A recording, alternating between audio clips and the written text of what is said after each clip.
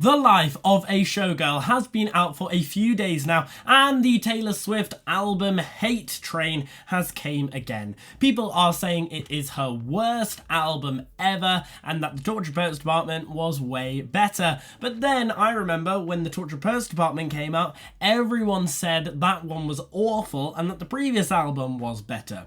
So this video is going to be for people who love Taylor Swift, but also people who hate Taylor Swift. Because I feel like this cycle and this pattern happens every single time a new Taylor Swift album comes out, where there is so much hate for the brand new album and then suddenly there's so much love for the previous album. And we're going to ask today why on earth that happens. Like I say, this is a pattern that has been repeated for pretty much every single Taylor Swift album.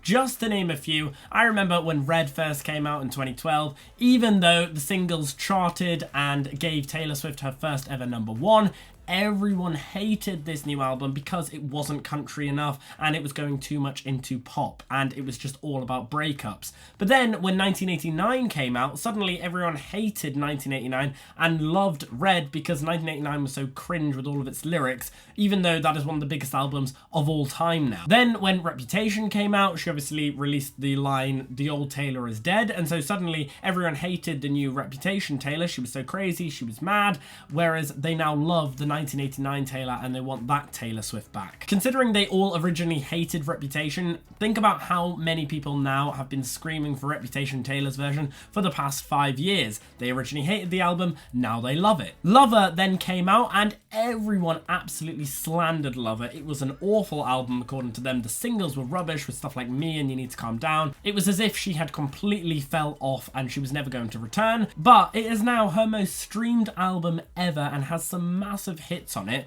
Like, there's a reason why the Eras Tour opened with Lover songs. If we move on, when Evermore came out, everyone said it wasn't as good as Folklore and that she's just doing the same thing. When Midnights came out, everyone said she'd lost the writing that she had in Folklore and Evermore. But then when the Torture Poets Department came out, they said it was too long and the lyrics were too confusing and that maybe Midnights is actually a better album than Tortured Poets. And now the same thing has happened here, where everyone is saying The Life of a Showgirl's lyrics are rubbish and that actually the lyrics that they originally complained about in the Torture Poets Department are actually really, really good and we should listen to that album again. And I bet you when Taylor Swift 13, when the next album comes out, everyone is going to be saying how good The Life of a Showgirl is and that the new album is awful. It's just a thing that always happens. But why does this happen? Well, I actually think it's a very natural phenomenon that happens with every major project. This happens to almost every artist. It happens to video games, it happens to movie franchises, to TV shows, to books, to pretty much any form of art. This always happens. And that is, we want new things, but we also don't like change and we are obsessed with nostalgia. The MCU is a perfect example of this. Everyone hates all of these new films and love the old ones,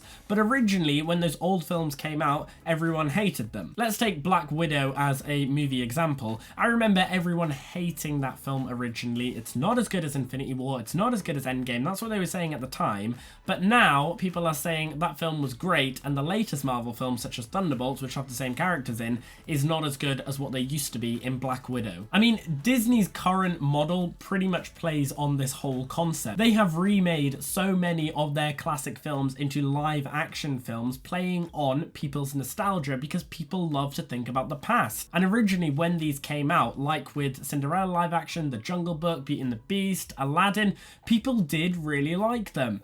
When they started changing things, like with the most recent Snow White, people then started hating them. Taylor Swift arguably did the same thing as what Disney did. When she re-recorded Fearless and Red, everyone loved it because it was playing on the nostalgia. But when Speak Now, Taylor's version came out, suddenly everyone hated it because they were saying it wasn't as good as the previous re-recording and people were then playing on their nostalgia. They were saying the Speak Now vault is way worse than the Red vault. And then when 1989 Taylor's version came out, everyone initially hated it, saying it's the worst re-recording by far. The cycle always keeps on repeating itself. To truly appreciate any form of art takes time. Sometimes you will just instantly love something. You'll instantly love a new song, a new album, a new movie, a new TV show, a new book. You'll just instantly love it. And when that happens, it is incredible. But most art takes a while to process and a few listens before you either begin to love it or hate it. And if you think about any album that you've listened to that isn't by Taylor Swift,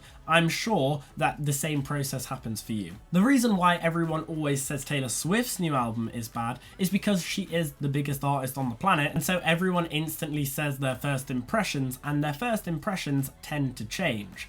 I know people who like an album then grow to not like it. I also know people who hate an album originally and then grow to like it. For me, currently, I would say The Life of a Showgirl is definitely not her best work by any means, but every time I listen to it, I'm slowly liking it more and more, and that has been the same for me with every single Taylor Swift album, and it's the same for me with any album that I listen to. And what's hilarious is Taylor Swift knows this herself. Here's what she said in an interview about this whole situation. If it's the first week of my album release and you are saying either my name or my album title, you're helping. So I do think the reason why this pattern happens is because of nostalgia and the fact that we want something new, but when that new thing changes what we already previously loved, then we don't like it, and it takes a while for us to eventually grow to like it. What do you guys think about this? Do you think that this is what's going to happen with The Life of a Showgirl, or do you think people are right initially and that it is just a bad album? I'm intrigued to know your thoughts. Let me know your thoughts down below in the comments, and as always, we've been here on Gate of Theories. Thanks for watching, and I'll see you guys later.